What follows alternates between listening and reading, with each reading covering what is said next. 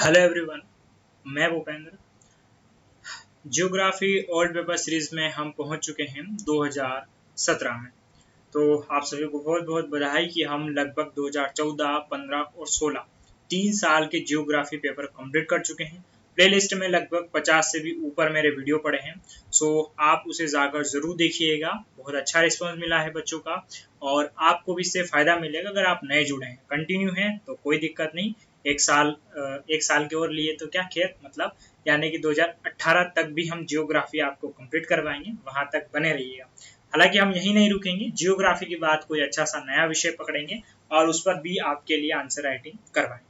लेकिन उससे पहले आपके लिए यहाँ पर ज़रूरी सूचना, MPPC पेड कोर्स अवेलेबल है बहुत सारे फीचर्स के साथ में। इकोनॉमी, जियोग्राफी और हिस्ट्री के डेमो वीडियोस पढ़ें, जाकर विजिट कीजिएगा। PDF नोट्स भी आपको यहाँ पर अवेलेबल हो जाएंगे। लौटते हैं हम प्रश्न की तरफ।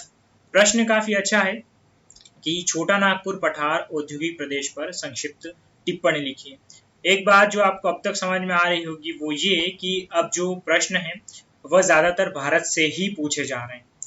यहाँ पर प्रश्न अच्छा है कि छोटा नागपुर पठार औद्योगिक प्रदेश पर संक्षिप्त टिप्पणी लिखना है, यानी कि एक खनिज वाले चैप्टर से आपसे पूछा गया है। शुरुआत में भूमिका के रूप में यहाँ लिखेंगे कि छोटा नागपुर पठार की अवस्थी झारखंड, उत्तरी उड़ीसा एवं पश्चिम बंगाल में है, जहां दामोदर घाटी कोयला खनिज तथा अन्य प्रदेशों में धात्विक एवं अधात्विक खनिज प्रचुर मात्रा में। और यहाँ पर हम एक मैप भी बना देंगे जिसके माध्यम से हम बता देंगे कि जो छोटा नागपुर का पठार है वो कहाँ पर। हाँ, जरूरी सूचना और बता दूं मैं कि ये उत्तर मैं अभी आपको 100 बता रहा हूँ। इसके बाद ये भी बता दूंगा कि इसे 50 में कैसे लिखा जा सकता है। तो यहाँ पर हमने भूमिका रखी, मैप बना दिया। अब पॉइंट के रूप में हम यहाँ पर टिप्पणी कर देंगे और उत्तर को 100 में लिखना है, इसलिए ज्यादा फैलने की हमें कोई आवश्यकता भी नहीं है। सबसे पहला पॉइंट कि इस प्रदेश में लौह अयस्क की अधिकता के कारण 6 प्रमुख उद्योग बर्नपुर, कुल्टी, बोकारो, जमशेदपुर, दुर्गापुर और राउरकेला स्थित हैं। तो ये बहुत महत्वपूर्ण जानकारी जो आपको यहाँ पर बतानी रहेगी, क्योंकि लौह अयस्क बहुत ज्यादा है और इसे आपको पता है कि भारत का रूर क्षेत्र भी कहते हैं। रूर इसलिए भी कहते हैं क्योंकि जर्मनी में एक रूर क्षेत्र है जहाँ पर कोयला अधिक होता है और यहाँ पर भी कोयला और लोहा दोनों अधिक है। तो दूसरा पॉइंट, यह उद्योगों के स्थानीयकरण हेतु सभी आवश्यक तत्व उपस्थित है यहाँ पर। ठीक है, स्थानीयकरण मैं आपको बता चुका हूँ पहले भी। स्थानीयकरण मतलब जैसे कि किसी भी उद्योग को वहां पर लगने के लिए कच्चा माल निकटतम मिल जाना चाहिए, बाजार निकटतम मिल जाना चाहिए। ओके, इसके अलावा जो बिजली है, जल है, वो सारी सुविधा मिल जानी चाहिए। तो वो यही हम यहाँ पर तीसरे पॉइंट में बता देंगे कि यह प्रदेश मुंबई कोलकाता मार्ग पर स्थित है, इसलिए आंतरिक बाजार भी उपलब्ध हो जाते हैं, बंदरगाह तक भी पहुंचे। तो जैसे कि यहाँ पर यही वाली बात हमने बताई है कि यहाँ पर पास में बंदरगाह भी है, फिर मुंबई कोलकाता वाला मार्ग भी है। तो इसमें क्या होता है कि यहाँ पर बाजार भी मिल जाता है, परिवहन भी अच्छा खासा मिल जाता है, जो स्थानीयकरण के लिए आवश्यक भी है। इसके अलावा यहाँ पर ये कि स्वर्ण रेखा, महानदी जैसी नदियों से जल आपूर्ति एवं हीराकुंड जैसे बांधों से बिजली आपूर्ति। तो यहाँ पर क्या है, जैसे कि हमें अगर इसकी संक्षिप्त टिप्पणी करनी है छोटा नागपुर पठार की, तो वहां पर जो उद्योग स्थापित है उनके बारे में चर्चा करनी पड़ेगी। लोह अयस्क है या और अयस्क है वो भी हमें यहाँ पर चर्चा करनी पड़ेगी। तो अयस्क के बारे में मैं भूमिका में चर्चा कर चुका हूँ, या पॉइंट में हम थोड़ी उद्योगों के बारे में चर्चा कर लेंगे।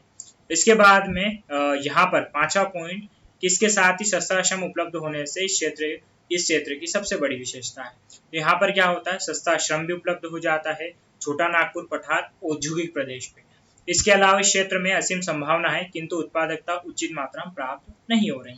तो एक अंत में हमने यहाँ पर थोड़ी सी दिक्कत वाली बात भी लिखती है कि यहाँ पर उद्योग तो असीम संभावना है, लेकिन फिर भी जो उत्पादकता जितनी होनी चाहिए, क्योंकि आप देखेंगे कि गुजरात, महाराष्ट्र, गोवा जैसे राज्य डेवलप्ड हैं, जबकि वहां पर खनिज नहीं है। जबकि इसके अलावा जिन राज्यों में ये है, झारखंड, उड़ीसा, उनका डेवलपमेंट नीचे है। तो ये भी हमने यहाँ पर बता दिया है। तो यहाँ पर हमने चर्चा करी 100 शब्दों में। अगर ये प्रश्न आपसे पूछा जाए कि 50 शब्दों में लिखिए तो आप कैसे लिखेंगे, तो यहाँ पर क्या करना है, आपको ये नहीं लिखना है, भूमिका आप छोड़ दीजिए। आपको यहाँ पर क्या करना है, ये एक मैप बनाना है। ओके, उसके बाद में ठीक है, आपको जो भूमिका है ना, इसको थोड़ा सा पॉइंट में कन्वर्ट करना है। कैसे, पहला पॉइंट और लगभग आप 5 पॉइंट लिख सकते हैं। पहला पॉइंट, छोटा नागपुर पठार की अवस्थित झारखंड, उत्तरी उड़ीसा, पश्चिम बंगाल में है, बस पहला पॉइंट ये। इसी में से दूसरा पॉइंट यहाँ पर लिखेंगे कि जहाँ दामोदर घाटी कोयला खनिज तथा अन्य प्रदेश में धात्विक अधात्विक खनिज प्रचुर मात्रा में, ये दूसरा पॉइंट हो जाएगा। इसके अलावा तीसरा पॉइंट में आप ये लिख सकते हैं कि बर्नपुर, कुल्टी, बोकारो, जमशेदपुर, दुर्गापुर, राउरकेला स्थित है। ये 3 पॉइंट आप लिखेंगे। ओके, पॉइंट में अगर आप लिखते हैं ना तो 50 से ज्यादा भी हो जाए तो भी कोई दिक्कत नहीं है। इसके अलावा 3 पॉइंट लगभग हम यहाँ पर कर देंगे। चौथा छोटा सा पॉइंट कि यहाँ पर उद्योग स्थानीयकरण हेतु आवश्यक तत्व है, और उसके बाद में चौथा यहाँ पर है ना, ठीक है, 3 पॉइंट के बाद चौथा और 5वां पॉइंट लिखकर हम कंप्लीट कर देंगे यहाँ पर कि इसकी कुल मिला के चाहे तो आप इस दोनों में से कोई सा पॉइंट चूज कर सकते हैं, या एक काम कर सकते हैं कि इन दोनों को स्किप कर दीजिए और ये जो आखिरी में लिखा है ये वाला पॉइंट हम यहाँ पर लिख देंगे कि इसके साथ सस्ता श्रम उपलब्ध होना भी विशेषता है, या ये भी लिख सकते हैं।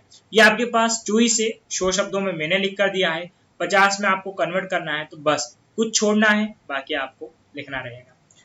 चलिए साथियों, तो आशा करता हूँ इस पूरे वीडियो में मैं आपकी उत्तर लेखन में बेहतर मदद कर पाया हूँ। आज का वीडियो हमारा यही समाप्त होता है। आप सभी का धन्यवाद।